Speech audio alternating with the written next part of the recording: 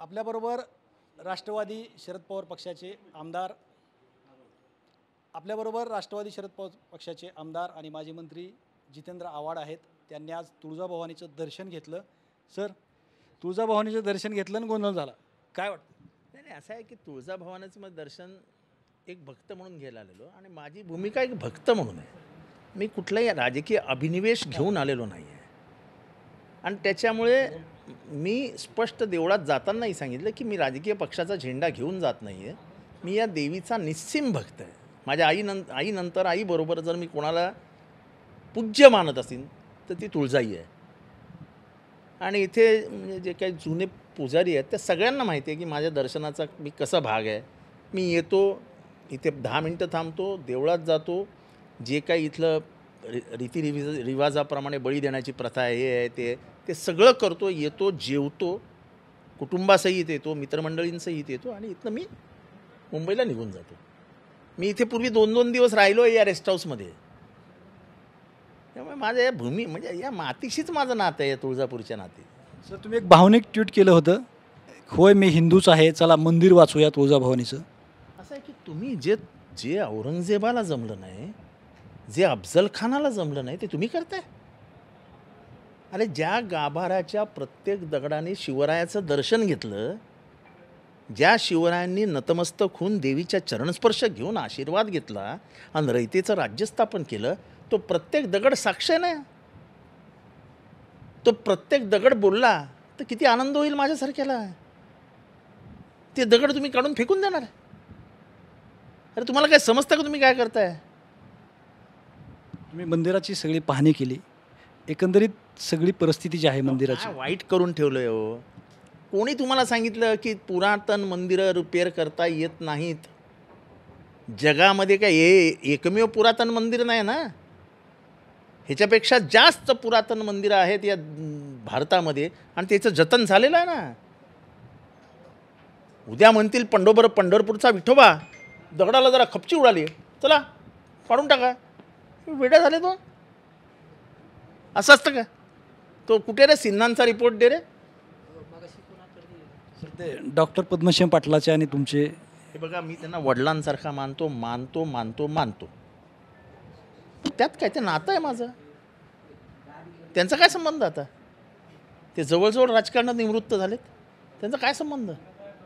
आमदार राणा जगजितसिंह पाटील त्यांचा हे बघा, मी वैचारिक माणूस आहे। माझा व्यक्तिगत कधीही मी नाती गोतीमध्ये आणत नाही।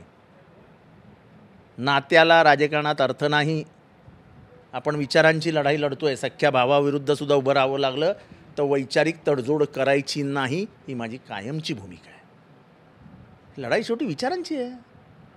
अहो, फुले त्या विचारांसाठी लढले, शाहू त्या विचारांसाठी लढले, आंबेडकर त्या विचारांसाठी लढले। अहो, ज्यांनी शिवाजी महाराजांचा राज्याभिषेक होऊ दिला नाही त्या लोकांच्या विरोधात लढायचं की नाही लढायचं हा प्रश्न उभा राहतो। आम्ही लढणार। ज्यांनी तुकाराम महाराजांना छळलं त्यांच्या विरोधात आम्ही लढणार। ज्यांनी बसवेश्वर अण्णांना छळवलं, ज्यांनी ज्ञानेश्वर माऊलींच्या आईवडिलांना आत्महत्यापर्यंत घेऊन गेले, त्यांच्या विरोधात लढायचं की नाही तर लढणार। सर, काय आंदोलनामध्ये तुमची गाडी अडवली आणि कार्यकर्ते खूप आक्रमक झाले होते? असं आहे, एक तर हे विचारशून्य कार्यकर्ते आहेत। तुम्ही कोणाला अडवता? मी देवी भक्त आहे, मी देवीच्या दर्शनाला आलो आहे। तुमची मालकी आहे काय? तुमची मालकी आहे? तुम्ही मंदिराची बदनामी करताय असं त्यांचं म्हणणं आहे। मंदिराची काय बदनामी केली मी? म्हणजे जर काही कळायला म्हणजे काय, आणि मला बोलायचं नाही त्यांच्यातले किती चेहरे ड्रग्जमध्ये अटक झालेले होते। म्हणजे मला प्रश्न पडतो की या देवीभोवती काय ड्रग्ज माफियांचा विळखा पडला आहे की काय? ड्रग माफिया उस्मानाबाद म्हणजे हे तुळजापूर ताब्यात घेत आहेत की काय? आणि त्यांना राजकीय आशीर्वाद आहे हे परवाच्या सत्कारावरनं सिद्ध झालं होतं आणि आज तेच पुढे। असल्या गोष्टींना तर घाबरणारा मी अजिबात नाही। पण दुर्दैव आहे की हेच ही एक देवी आहे जिचा इतिहास काय सांगतो माहिती आहे ना, की ह्या देवीसमोर कधीही कर्मकांड चाललं नाही। इथल्या प्रत्येक पुजाऱ्याला विचारा, इथल्या पंचक्रोशीतील सर्व जाती धर्माच्या लोकांचा इथे मान आहे। सर्व जाती धर्माच्या, मी धर्म म्हणतोय, धर्म। किती इतर धर्मीय ह्या मंदिराच्या गाभाऱ्यात येऊन त्या देवीसमोर नतमस्तक होतात याची माहिती घ्या। बाहेर मातंगी देवी आहे, तिचा इतिहास जाणून घ्या. किती जणांना माहिती आहे बाहेर मातंगी देवी आहे? सर दुसरा एक महत्त्वाचा प्रश्न, काल या ठिकाणी राधाकृष्ण विखे आलते मंत्री, आणि त्यांना पण 2 माणसं भेटली, जशी पवार साहेबांना भेटली तशी. ते जाऊ दे, ते मला विषय डायव्हर्ट करायचा नाही. मी आलो आहे त्या कामासाठी, त्याच कामावर आपण बोलूया. असं आहे की हेच ते धर्मवेडे मनुवादाच्या नादाला लागलेले सनातनी मनुवादी हे असे वेडे झालेत. चर्चा करा ना येऊन. ज्या दगडाने शिवरायांना, म्हणजे ज्या दगडाने शिवरायांना नतमस्तक होताना बघितलं आहे, तो दगड उद्या फेकून तुम्ही गटारात टाकणार आहात. त्याचं उत्तर आहे का तुमच्याकडे? सर पण मंदिराचा विकास होणं गरजेचं आहे. मंदिराचं करा ना, कोण म्हणाला नाही करा.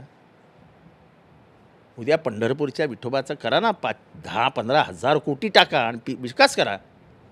मूर्ती, तिची जागा, त्याचं प्रत्येक शिला, ह्याचा काहीतरी इतिहासाशी संबंध आहे, वास्तुशास्त्राशी संबंध आहे, श्रद्धेशी संबंध आहे, भावनिक नातं आहे. ते संपून टाकायचं का सगळं? आणि मला कोणी समजवायला जाऊ नका हो.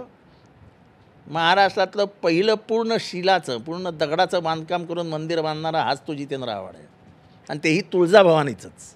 आणि ती माझ्या देवळातली तुळजाभवानी मी दक्षिणातनं आणली, या इथे आणली, तिची ह्या देवीशी गळाभेट केली आणि वाजत गाजत तिला ठाण्यात घेऊन गेलो आहे. मला भक्ती आणि श्रद्धा कोणी शिकवायची नाही, फक्त मी बोलत नसतो की ठीक आहे, आपला धर्म आपल्या घरात, आपली श्रद्धा आपल्या घरात. तुम्ही ट्विटच असं केलं की चला मंदिर वाचूया. मंदिर वाचवायलाच पाहिजे. उभ्या महाराष्ट्रात मी जाणार आहे सगळीकडे. मी भक्तांना लाईनीत उभे होते भक्त. मी भक्तांना प्रश्न विचारला, तुमच्याकडे टेप झालं की नाही मला. भक्तांनी बोंबाबोंब केली की मंदिराला हात लावू देणार नाही म्हणून. हा कोणाला पटेल? माझं तर संपूर्ण राजघराण्यांना आव्हान आहे. जे शिवाजी महाराजांचं सोनं आहे नाही, ते त्यांनी दिलेलं मंगळसूत्र आहे, त्यांनी दिलेली ती कसली माळ असते गळ्यात, पुतळा माळ काय म्हणतात ती आहे. कोण येतो पुजारी, कुठनं तरी उत्तरेतनं पुजारी येतो, तो म्हणतो काय ते तलवारीची पूजा करतो, म्हणतो शक्ती मी ह्या तलवारीत उतरवली आहे. आणि ती तलवार जिथे शिवाजी महाराजांचे दागिने ठेवले जातात तिथनं बाहेर काढली जाते, आणि खजाना खोलीतनं तिथनं भलतीकडेच ठेवली जाते. अरे काय चालू काय? इथला इतिहास काय सांगतो की इथले पुजारी आहे, बहुजन पुजारी आहेत. बरोबर आहे ना? सर्व जाती धर्माचे पुजारी आहेत तिथे. मग हे कुठलं काढलं तुम्ही? जी पूजा कधी झालीच नाही मंदिरात, त्या प्रकारची पूजा तुम्ही कशाला करताय? कशाला परंपरा तोडता? अहो, ज्या देवीने ह्या कर्मकांडालाच विरोध केला, ज्या देवळात कर्मकांडाला स्थानच नाही आहे, तिथे तुम्ही कर्मकांड कशाला आणताय? आणि ह्याच्या विरोधात बोलायचं ना, का बोलायचं नाही? मला प्रश्न पडलाय, हे नवीन काय प्रथा सुरू झाली आहे? नाही बोलायचं नाही. अरे बोलायचं नाही काय? देवाने तोंड कशाला दिले? जी गोंधळ झाला त्याबाबत तुम्ही आमदार नानाजी पाटलाला काय बोलला? हे बघा, मला वाईट ह्या गोष्टीचं वाटतं. मी पोलिसांना ह्याची कल्पना दिली होती. मी स्वतः मला माहीत होतं होईल. मला भ्रमणध्वनीवरनं मी पोलिसांना सांगितलं होतं की अलर्ट राहा, इथे काहीतरी नालायकपणा होणार. मला वाईट वाटतं, पोलीस प्रशासनाने अजिबात लक्ष दिलं नाही. म्हणजे समजा काही पुढे मागे बरं वाईट झालं असतं तर काय झालं असतं? पोलिसांचं काम काय आहे? जर तुम्हाला एवढी माहिती देतो आहे आम्ही की असं घडणार आहे, 4 पोलीस आणि 5 पोलीस, म्हणजे हे जे तुळजापूरचे पुजारी होते, हे सगळे होते, नसते तर काय झालं असतं तिथे? तक्रार कोणाकडे कर? मी तक्रार करतच नाही. महाराष्ट्राची जनता बघते ना सगळं. तक्रार करायचं नाही, असं रडत जायचं नाही कोणाकडे. काय होत नाही याच्याने. काय जाणार पोलीस स्टेशनला जाऊन सांगणार धक्का माझ्या गाडीवर धक्का मारत होते? कोण आहेत? सगळे ड्रग्जवाले. अख्खं तुळजापूर ओळखतो त्यांना, अख्खा महाराष्ट्र ओळखेल उद्यापासून. बदले आणि काही आरोपी फरार. ते जाऊ दे, ते मला त्याच्यात पण जायचं नाही. पण मला वाईट ह्या गोष्टीचं, मी आलो कशासाठी? कशाला मनुवादाचा आदर्श घालून देता आमच्यासमोर? दुसरा वेगळा प्रश्न थोडा. 15 ऑगस्टला चिकन शॉप आणि मटन शॉप बंद होणार आहेत आणि तुम्ही स्वतः म्हणले होते की तिथे डोंबिवलीला जाऊन मी पार्टी करणार आहे. पार्टी नाही करणार बोललो. पार्टी जेवण काय काय हां, जेवणाला पार्टी नाही म्हणत. कोणाच्या घरी जाऊन भोजन करण्याला पार्टी म्हणत नाहीत. मला शब्दात पकडू नका. मी म्हटलं आणि मी सांगितलं पण आहे की तिथले जेवढे पण मनसे, शिवसेना, काँग्रेस सगळ्या राजकीय पक्षाच्या पुढाऱ्यांशी बोललो आहे आणि सगळ्यांना सांगितलं की आपण एका हिंदू खाटक्याच्या घरी जाऊन जेवायचं. हे काय वाटतं तुम्हाला? हे मुद्दामून केलं जातं. हे असे वाद वाढवायचे कशाला हे करायचं? तुमच्या हातात प्रशासन आहे. तुम्हाला जे करायचं ते तुम्ही करणारच आहात. आता नागपूर आणि मालेगाव नगरपालिकेने सुद्धा हो, हे दगड मारून बघतात. शिंतोडे लांब उडाले तर जाऊ दे, शिंतोडे अंगावर आले, अरे नको नको नको, नाही आमचं काय म्हणणं नाही. 1988चा तो GR सांगतात ना, त्या GRमध्ये असं लिहिलं आहे, फक्त सांगितलं कत्तलखाने बंद ठेवा, विक्रीवर बंदी आहे काय? कशासाठी करता, का करता? असं असतं. 15 ऑगस्टला शुक्रवार आहे. साधारण महाराष्ट्रामध्ये बुधवार, शुक्रवार आणि रविवार हे 3 दिवस मांसाहारासाठी लोक खातात. कामावर जाणारे असतात. आता तर महाग पण झालं आहे. पूर्वी तरी थोडंसं मटण मच्छी स्वस्त होतं, आता थोडं महाग झालं आहे. त्यामुळे आता जे पूर्वी 1 किलो खायचे ते आता 200 ग्रामवर आलेत. आता 200 ग्राम मटण आपला आता मटणाची परिस्थिती अशी आहे की तुकडा कमी आणि वास जास्त. अशी गंभीर अवस्था आहे. हो, तुम्ही हसू नका, मी खरं सांगतो आहे. म्हणजे 100 ग्राम मटण आणि 1 किलो बटाटा अशी परिस्थिती आहे आता बहुजनांची. आणि हे सगळं बहुजनांचं खाद्य आहे. आमची खाद्य संस्कृती, बहुजनांची खाद्य संस्कृती मांसाहारच आहे. हे सुळे कशाला दिलेत मानवाला? आम्हाला गाईसारखे दात दिले असते ना. हे सुळे कशाला दिलेत? हा सुळा फक्त मांस फाडायला दिलेत. वाघाला सुळा असतो. व्हॉइस ऑफ देवेंद्र या वक्तृत्व स्पर्धेचं परिपत्रक मागं घेतलं सर. असं आहे की प्रत्येकाने आपापल्या पद्धतीने आपला राजकीय प्रचार करावा. त्याला आक्षेप घेण्याचं माझं काही काम नाही आहे. ठीक आहे, voice of Devendra, voice of Narendra, voice of Jitendra, काय त्याला काय म्हणजे आपण लोकांनी व्हॉइस द्यायचा असतो. आपल्या व्हॉइसला कोण विचारतं जगामध्ये? हो, फक्त असं आहे. तुम्ही जगामध्ये महात्मा गांधींचा आवाज गोळ्या मारून बंद करण्याचा प्रयत्न केला. व्हॉइस ऑफ गांधी बंद झाला का? Voice is by the people, of the people, for the people. It is voice of the people. Gandhi was voice of the people and will remain voice of the people. आमदार बंब म्हणाले की शरद पवारांची सुद्धा चौकशी झाली पाहिजे. आमदार बंब जे आहेत ना, ते म्हणाले की पवार साहेबाची हिंमत असेल तर करा. हिंमत असेल तर करा. कोण म्हणाल नाही? करा हिंमत असेल तर. 85 वर्षाचा म्हातारा, सॉरी ते तरुण आहेत, बसले ना रस्त्यावर जाऊन, संविधानाच्या प्रति प्रेम आदर किती हे त्यांनी दाखवून दिलं. अहो, तरुण माणसं आजकाल रस्त्यावर उतरत नाहीत. उतरले ना रस्त्यावरती. हे असं ते चौकशी वकशीला घाबरणारे शरद पवार नाही आहेत. सर विखेंनी पण टीका केली काल तुळजापूर इथं दौऱ्यावर होते. कोण टीकेला? 2 माणसाचा विषय आहे, तो पार गाजतोय महाराष्ट्रामध्ये आता, म्हणून विचार. मला माहिती आहे ती 2 माणसं कोण होती, काय आहे, काय झालं, हे सगळं मला माहिती आहे. ह्याच्यावर मला फार खुलासे करायचे नाही आहेत. जे सत्य आहे ते सत्य आहे ना. आधी बाकी सगळं सोडून द्यावं. राहुल गांधींनी जे आरोप केले आहेत त्याच्यावरती बोलूया. बाकी हे शरद पवार हे बोलले, ते हे बोलले, ते अमुक ते नाही. राहुल गांधींनी जे आरोप केले आहेत, वोट चोरी, तुम्ही चोरी करून सरकारमध्ये बसले आहात. आयोगाने नोटीस संविधान लाथाडलं आहे.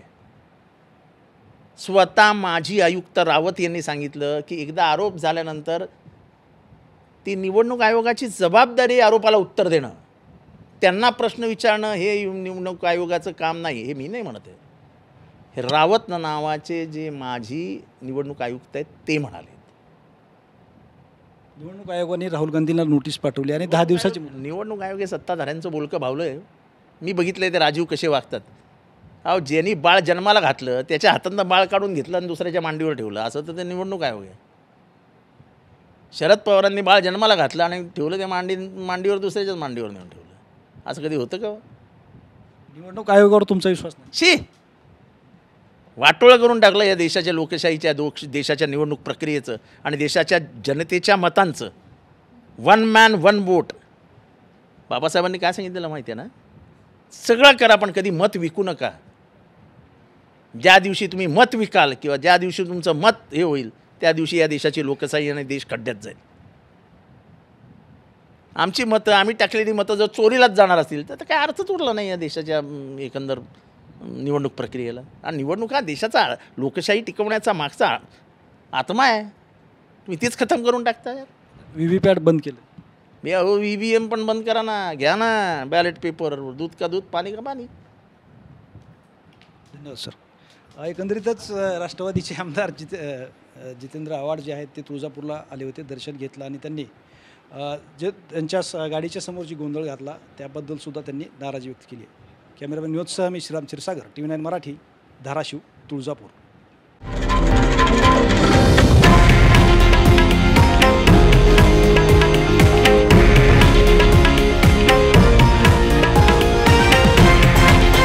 हे आहे देशातील नंबर 1 न्यूज नेटवर्क आणि आपण पाहत आहात TV9 मराठी, एकमेव.